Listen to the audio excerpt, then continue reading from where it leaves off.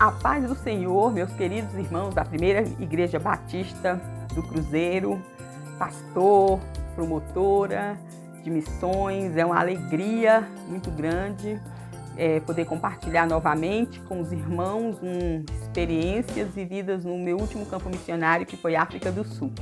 Já tive o privilégio de estar com os irmãos, contando as experiências vividas no Peru e vividas também no Timor-Leste.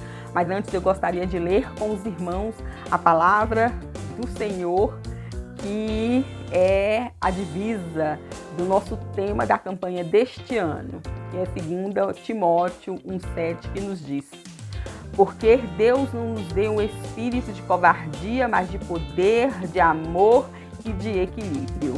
Amém, meus irmãos? É uma grande maravilha poder ter esse espírito habitando em nós. E eu gosto dessa parte do versículo que diz que é o espírito de poder. E eu fui ver lá no grego, é um espírito dunamis, né? Que na nossa língua portuguesa significa assim, dinamite. Então, assim, é um poder que explode. E para mim, todo poder que explode, ele causa alguma transformação. E missões é isso, a gente deixar que esse espírito exploda em nossas vidas para que mude a nossa vida e a realidade daquelas pessoas que estão ao nosso redor ou daquelas que estão muito longe para quem nós somos enviados. Meus amados irmãos, nessa última experiência missionária, como eu disse para os irmãos, eu estive lá na África do Sul. E na África do Sul eu fui trabalhar com o PEP Internacional, que é o nosso programa de educação pré-escolar, que atende crianças em situação de risco em comunidades carentes, onde as crianças, precisam de esperança. E aí, então, meus irmãos, lá eu tive a oportunidade de conhecer uma criança numa unidade do PEP, cujo nome era Diego. E Diego era uma criança alegre, feliz. E quando eu conheci o Diego, nós não nos comunicávamos com palavras, porque eu não sabia muito o inglês e nem tampouco o Diego. Mas nós brincávamos, sorríamos. Ele era uma criança bem afetiva. Então, assim, foi uma maravilha. Só que depois eu fui conhecer a história do Diego e as missionárias educadoras que estavam todos os dias com o Diego contaram que talvez ele estivesse sofrendo violência dentro da casa dele, com o pai. E aí eu perguntei para as missionárias: e o que vocês estão fazendo? Vocês já denunciaram para os órgãos competentes? E elas falaram: não, nós não podemos, porque a comunidade é violenta e nós podemos sofrer retaliações. Então eu falei: vamos orar pelo Diego, porque aquilo que nós não podemos fazer, Deus, Ele pode fazer. E Ele pode livrar o Diego de toda e qualquer violência. E nós então começamos a orar pelo Diego. E eu lembro que colocava os pedidos nas minhas cartas de oração, pedindo que Deus estivesse realmente livrando o Diego de toda a violência que ele pudesse estar sofrendo. E meus irmãos, como Deus nos ouve, porque quando eu saí da África do Sul, o Diego já tinha completado a idade, já tinha saído do PEP e ele estava sendo atendido por um projeto em uma igreja, e a igreja estava acompanhando o Diego e a família, e a mãe do Diego tinha tomado a decisão de afastar o pai do convívio dos filhos dela. Às vezes nós pensamos que não é a melhor solução, mas para livrar a criança da violência, essa foi a melhor solução e foi a melhor solução dada pelo Senhor. E eu acredito que essa solução aconteceu porque você orou. Muito obrigada. Nós estamos hoje em 31 países atendendo muitas crianças, meus irmãos, que estão precisando conhecer ao Senhor Jesus. Então nós continuamos contando com as suas orações, com as suas contribuições, com a sua mobilização, falando para as outras pessoas das necessidades do mundo. E quando o mundo abrir, nós esperamos que você nos visite como voluntários. Que Deus possa abençoar a campanha dessa igreja e que seja realmente uma campanha histórica para a honra e glória do Senhor Jesus, para que assim nós possamos continuar alcançando muitas pessoas, vivendo esse poder de transformar e dando a oportunidade para que elas vivam o poder de transformar. Deus os abençoe.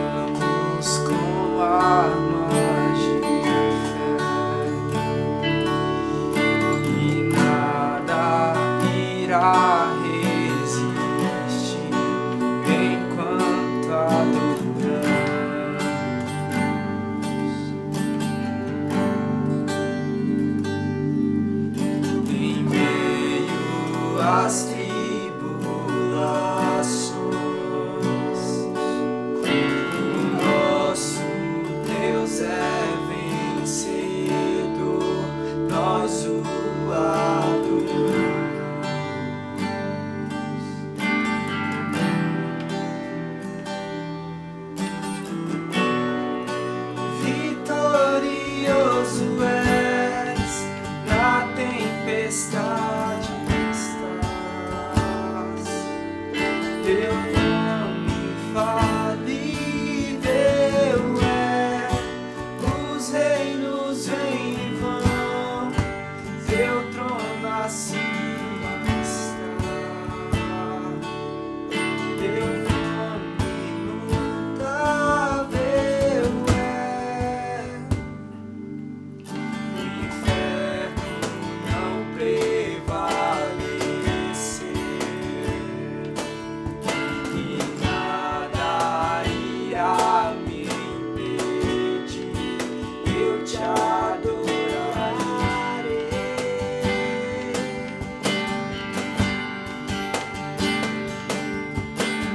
Muralhas vão estremecer, cadeias irão se romper enquanto adoramos.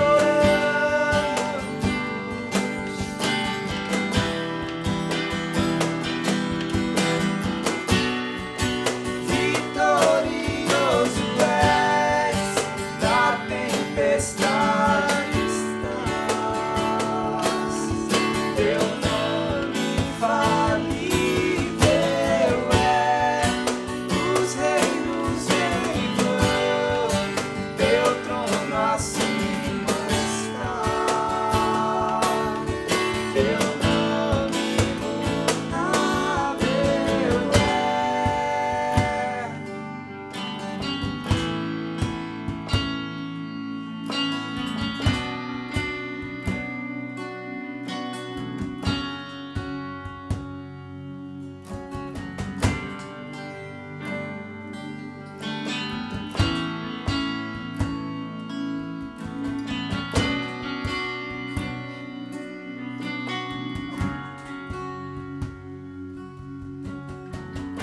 Como um trovão impetuoso, poderoso és, grandioso és, que vem ao céu, nós proclamamos, poderoso és, grandioso és.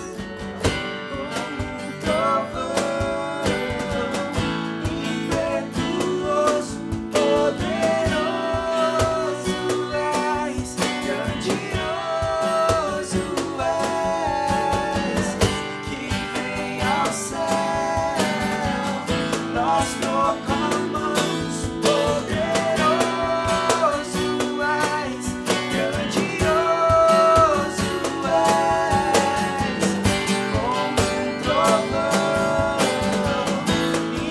impetuoso, poderoso és, grandioso és, que vem ao céu, nós proclamamos, poderoso és, grandioso és. Vitorioso és, na tempestade estás. Teu nome infalível é, os reinos vêm e vão, teu trono acima está. Teu nome imutável é.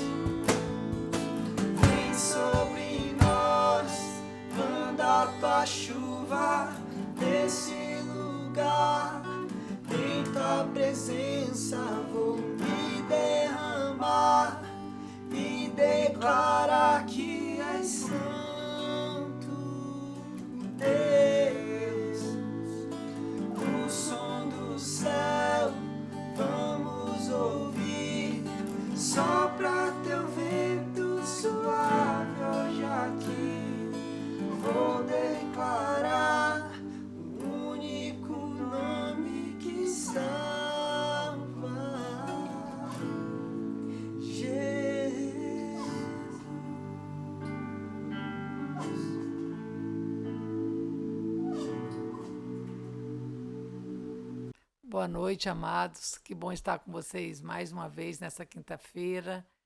A gente vai falar um pouquinho sobre um tema bastante que a gente está vivendo agora nessa pandemia.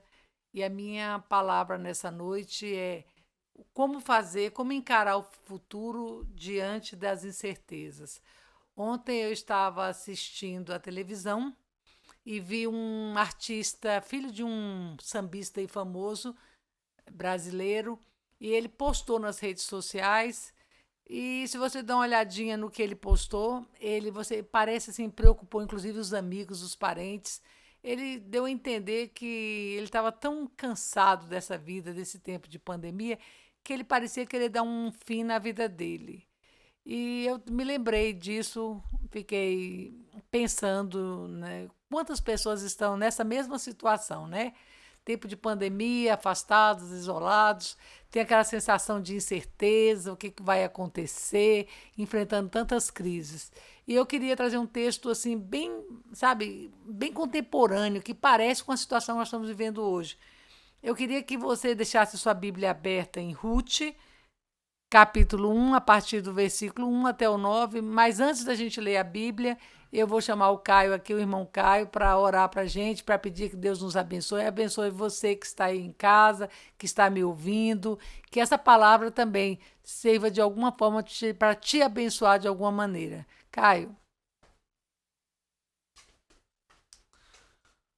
Oremos. Pai, nós agradecemos porque o Senhor é bom, porque o Senhor é fiel, o Senhor tem cuidado de nós. Nós agradecemos pela Tua palavra, nós agradecemos porque nós temos livre acesso a ela e te pedimos, Pai, que neste momento o Teu Espírito esteja falando a cada coração, que o Senhor esteja iluminando as nossas mentes, Pai, para que possamos compreender e entender a Tua palavra e que ela ache morada em nossos corações. Use a Luciene, Pai, como boca do Senhor, para falar aquilo que o Senhor quer mesmo falar à igreja. Em nome de Jesus nós oramos. Amém. Obrigado, Caio. Abra aí, amados, a sua Bíblia em livro de Ruth. E é interessante que a história de Ruth se dá também num período da história do livro de Juízes, que você sabe como é que andava a população, né?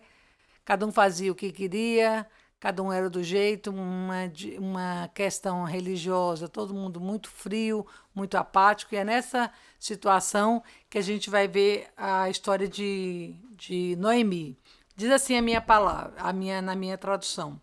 Nos dias em que julgavam os juízes, houve fome na terra, e um homem de Belém de Judá saiu habitar na terra de Moabe com sua mulher e seus 2 filhos. Este homem se chamava Elimeleque e sua mulher Noemi. Os filhos se chamavam Malom e Quilion, efrateus de Belém de Judá. Vieram à terra de Moabe e ficaram ali. Morreu Elimeleque, marido de Noemi, e ficou ela com os seus 2 filhos, os quais casaram com mulheres moabitas. Era o nome de uma órfã e o nome da outra Ruth, e ficaram ali quase 10 anos. Morreram também ambos, Malom e Quiliã, ficando assim a mulher desamparada de seus 2 filhos e de seu marido. Então se dispôs ela com as suas noras e voltou à terra de Moabe, porquanto nesta ouviu que o Senhor se lembrara do seu povo, dando-lhe pão. Saiu, pois, ela com suas 2 noras do lugar onde estivera, e indo elas caminhando de volta para a terra de Judá, disse-lhes Noemi: Ide, voltai cada um à casa de sua mãe, e o Senhor use convosco de benevolência, como vós usaste com os que morreram e comigo. O Senhor vos dê que sejais felizes, cada uma em uma casa de seu marido. E beijou-as. Elas, porém, choraram em alta voz. E lhe disseram: Não, iremos contigo ao teu povo. Porém, Noemi disse: Voltai, minhas filhas, porque ireis comigo? Tenho ainda no ventre filhos para que vos sejam por maridos? Vamos parar por aí. Era até o 9, eu li até um pouquinho mais. Queridos, nós, assim como eu, vocês também estão vivendo um tempo incomum, né? Diferente. É algo que eu, meu mais de 50 anos e menos de 60, nunca imaginei que eu iria passar a viver esse tipo de que estou vivendo agora. Da mesma forma que eu, tenho certeza que você também está estranhando esse novo tempo que nós estamos vivendo. Como encarar, então, diante de um futuro desse que a gente nem sabe que futuro vai ter, diante dessas circunstâncias de crise, como é que a gente pode tirar alguma coisa boa? O que é que a gente pode esperar desses tempos de incerteza? Onde é que a gente pode buscar força? Onde é que a gente pode se encorajar? Em quem que a gente pode se apoiar? E vendo essa história de Noemi, eu lembrei agora do tempo de pandemia, né? Quando a gente fala em pandemia, você se lembra de quê, amados? A gente pode lembrar, a primeira coisa, da máscara, não é? A gente lembra de dor, a gente lembra de afastamento social, rompimentos de laço, a gente lembra de solidão, a gente lembra agora, a gente está vendo muito desemprego, a gente está vendo muita gente aí tirando a vida, sem esperança, e, por fim, a gente está vendo essa questão caótica da saúde. As pessoas estão mais impacientes, as pessoas estão mais nervosas, as pessoas estão... Porque é um tempo que a gente não tem controle, o que vai acontecer, como vai ser daqui para frente. E, por fim, também a gente não pode esquecer que nós temos visto muita questão do luto, né, de mortes, e parecia que era assim, gente longe da gente, agora a gente está vendo cada vez mais se aproximando de pessoas conhecidas dentro da nossa própria família. E era isso que eu queria trazer para vocês hoje, baseado no livro da história de Noemi, alguns traumas que Noemi viveu, exatamente algumas coisas como nós estamos vivendo nos dias de hoje. Então, o que acontece? O que essa mulher enfrenta? Um dia, Noemi sai com seu marido da cidade de Belém, e vocês sabem que Belém significa casa do pão, casa da fartura, e vai por questão, a fome chegou à sua casa, bateu à sua porta, faltou alimento, onde havia fartura, agora não tem mais o que comer. O que ela faz? Parte para solucionar o problema e sai com a sua família e vai para Moabe. Lá em Moabe, que a crise se instala na casa de Noemi. E a gente sabe que a primeira coisa que a Noemi sai é por falta de alimento, comida. E só quem passou fome sabe como a fome é algo desesperador. E a fome, querido, ela atinge ricos e pobres, exatamente como a pandemia está fazendo com as nossas vidas, né? Então, os tempos de fartura na casa de Noemi ficaram para trás. Noemi também não foi só atingida pela questão da fome. Olha outras perdas aí. Primeiro, ela perde o seu próprio lar. Diante da crise da fome, ela sai de Belém, da casa do pão, e vai procurar solução, sobrevivência em outra cidade, em Moabe. Lá em Moabe, ela que buscou a sobrevivência, ela que queria encontrar uma melhor maneira de viver, né? Não faltar, vai encontrar o quê, queridos? A fome e o luto. Diz o texto aqui que lá morre primeiro o seu marido. E ela fica com os seus 2 filhos, Quilion e Malom. Noemi fica viúva e sem filhos. Porém, queridos, a perda dela não foi só de bens, não foi só material, não foi só dinheiro. Ela vai perder também relacionamentos. Ela vai perder também pessoas amadas, queridas. Ela não perdeu só dinheiro. Ela não perdeu o supérfluo, ela perdeu o que ela tinha de mais importante, os seus familiares.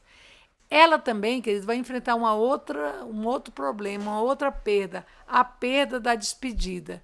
Com a morte dos seus 2 filhos, ela tinha 2 noras, né, que a gente viu, Orfa e Ruth.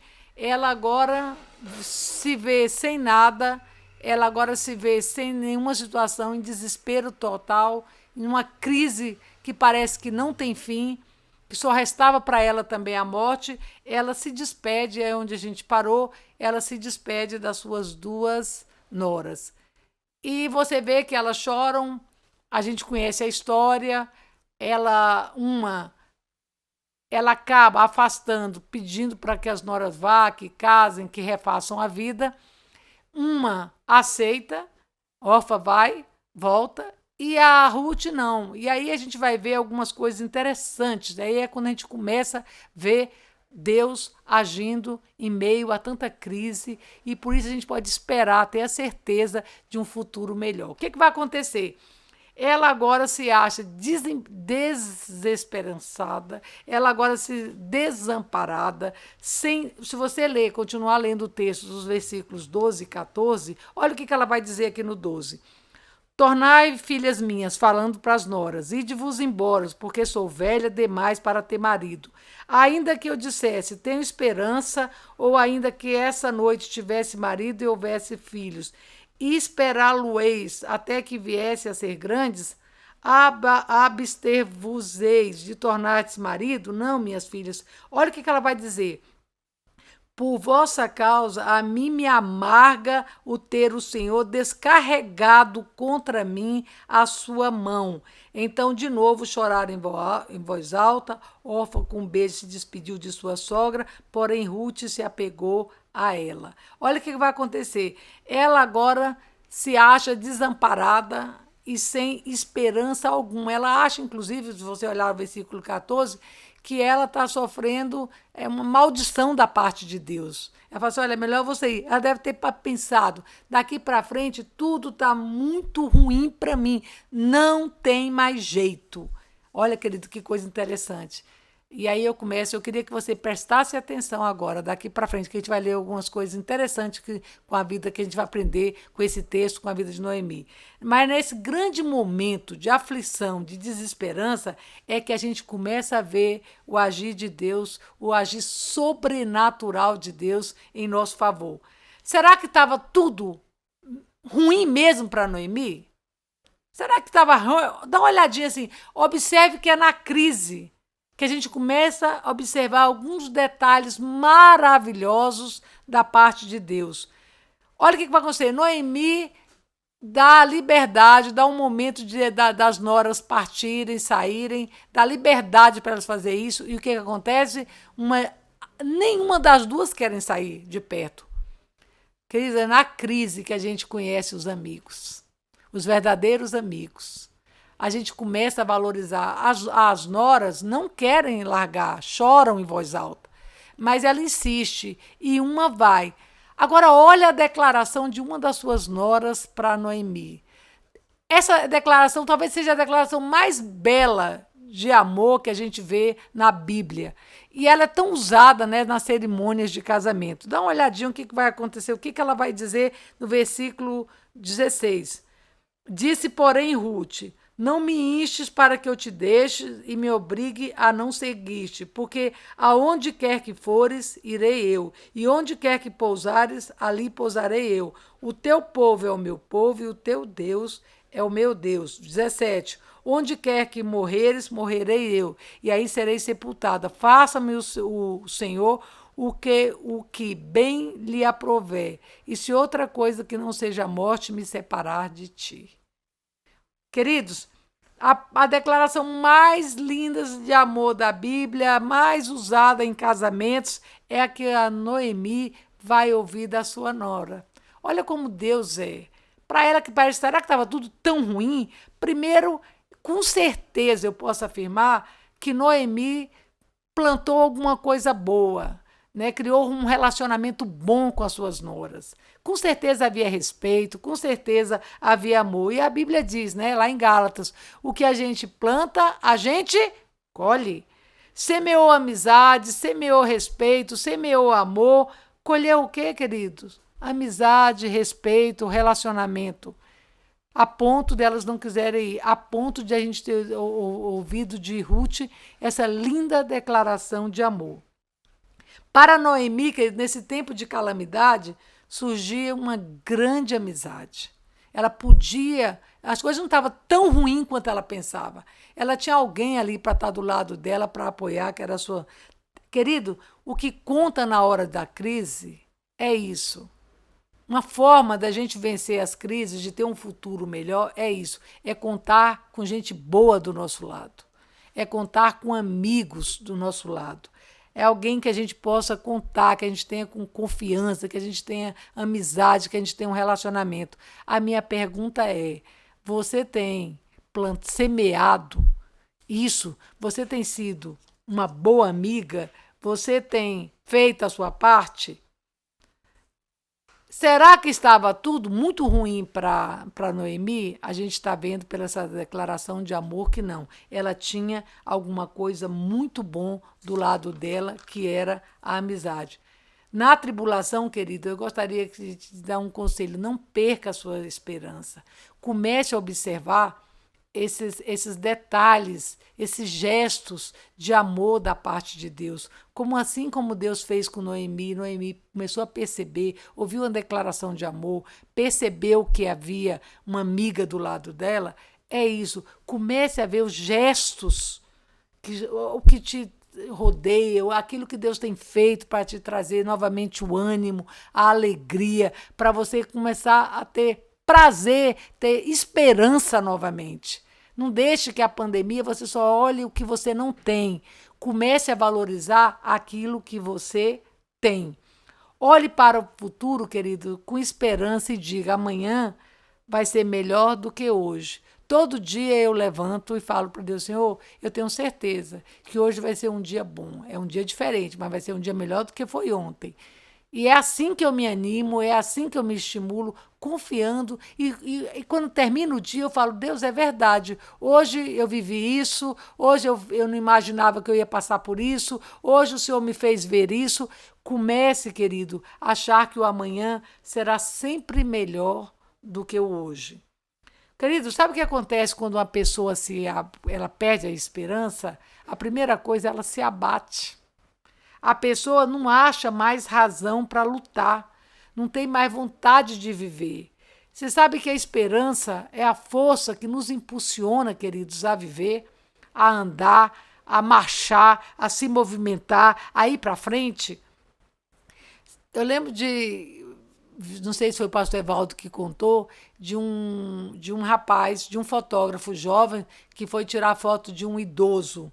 E após bater uma foto do velhinho de mais ou menos 80 anos, ele disse assim: pois é, vamos ver se nós celebramos daqui os 100 anos. Diz que o velhinho olhou para o rapaz e falou assim: olhando para a sua saúde, eu estou achando que você vai chegar lá. Nós vamos celebrar juntos. Olha o que é a esperança. Enquanto o outro achava que o velhinho não iria chegar lá, ele falava assim: olhando para a sua saúde, você vai chegar lá. A gente precisa ter essa questão da positividade. E não é porque a gente confia na gente, a gente confia num Deus que se relaciona com a gente, um Deus que tem controle da nossa história, um Deus que nos ama, um Deus que tem prazer em nos abençoar. A gente tem que ter sempre isso em mente. Deus tem prazer em nos abençoar. Saiu também uma pesquisa norte-americana dizendo que mostrou que os aposentados, aqueles que se aposentam e veste o pijama e fica sentado de frente à televisão, assistindo só televisão, diz que eles não passam mais do que 5 anos e morrem. Eu não, é a pesquisa. Então, por que isso, querido? Porque a gente precisa de motivação para a gente viver. Dá uma olhadinha no versículo 13, ela diz que eu já li, porque diz assim: porque, no final do versículo 13, porque por vossa causa a mim me amarga o teu Senhor, descarregado contra mim a sua mão. Deixa eu te dizer para você, a tribulação, querido, não é maldição da parte de Deus. Infelizmente, Noemi associou seu sofrimento, a morte, a maldição, a dor, o luto, a fome, como se fosse Deus, maldição da parte de Deus. A vida de Noemi, querido, não estava debaixo de maldição nenhuma. Não creia nisso. A minha vida não dá certo, a minha vida não vai para frente, a minha vida não... Olha o que diz lá Tiago 1:2. Meus irmãos, tende por motivo de toda alegria o passar por várias provações. Querido, Deus tinha planos para Noemi. Mesmo não entendendo aqueles momentos difíceis de dor, de morte, mas faziam parte da direção divina para a vida de Noemi, para a nossa história. Olha o que vai acontecer. Querido, Deus não é um Deus mancha prazer. Ele não gosta de nos ver o tempo todo sofrendo e chorando. Mas deixa eu lhe dizer uma coisa: o choro e o sofrimento fazem parte da nossa caminhada. Faz parte da nossa caminhada, momentos de crise, dor e chorar. Nem sempre, querido, o amor nos livra da dor e nem do sofrimento. Mas não aceite o caos, não aceite o fatalismo em sua vida, porque a última palavra para a sua vida vem da parte de Deus. Não tem pandemia nenhuma que possa ocorrer 1 ano, 2 anos, 3 anos, seja lá, o que Deus tem para você. O que Deus sonhou para você vai se cumprir. Lá em 2 Timóteo 1:2 diz o seguinte: eu sei em que tenho crido e estou bem certo que Ele é poderoso para guardar o meu depósito até naquele dia. Querida, arranje esperança, lembrando que dor, sofrimento também não são eternos, passa, diz que o choro pode vir à noite, mas a alegria vem para amanhã. Tudo passa. Eu não sei qual é o problema que você está enfrentando. Eu não sei como é que anda a sua cabecinha, o seu coração nesse tempo de pandemia, mas deixa eu lhe dizer uma coisa. Olhe para a vida de Noemi. Comece a olhar para os gestos pequenos. Encare o hoje, querido, olhando para o futuro com esperança, porque Deus tem a última palavra na nossa vida e em nosso favor. Olha o que aconteceu. Noemi voltou para a cidade dela. Deus abriu uma porta. Ruth, a sua nora, casou-se com Boaz, que se tornou seu remidor. E sua nora Ruth, ao se casar com Boaz, teve um filho, que a gente chama o menino de Obed. Você sabe quem foi Obed? Eu sei que você sabe. Obed, esse menino, vai se tornar o avô do grande rei Davi e o precursor do nosso Messias, o Senhor Jesus.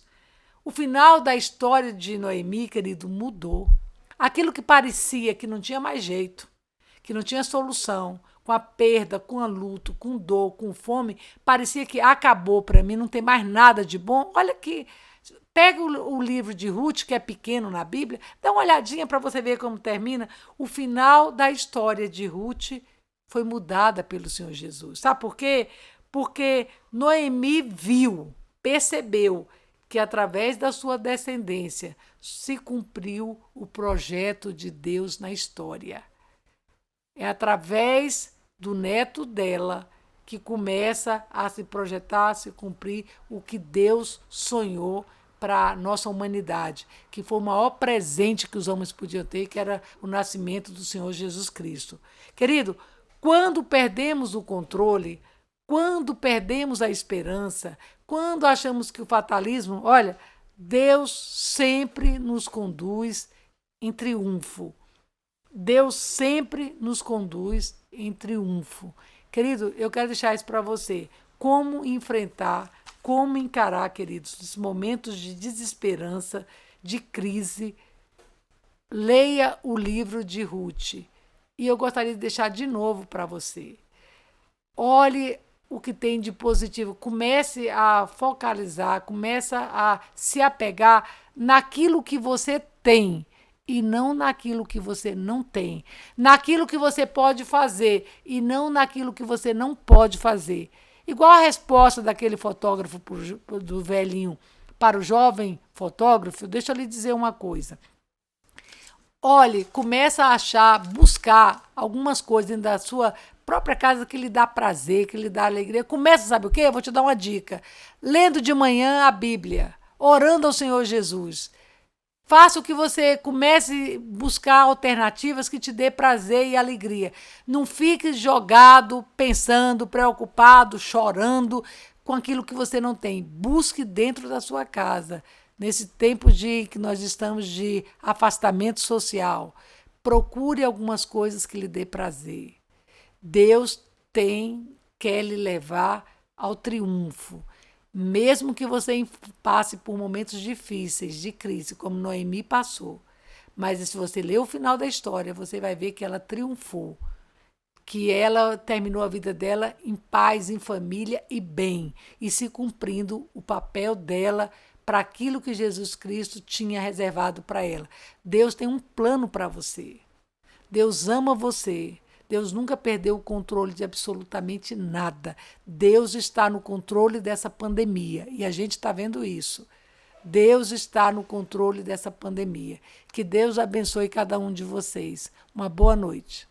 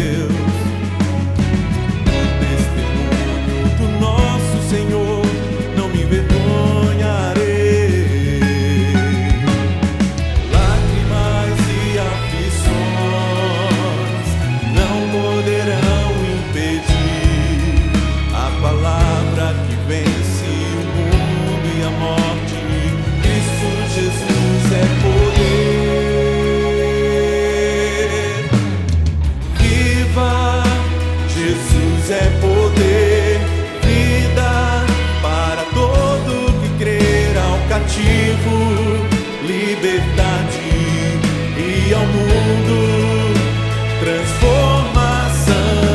Viva Jesus é poder, vida para todo que crê, para o ferido a cura, do aflito a esperança e para todos Jesus é poder.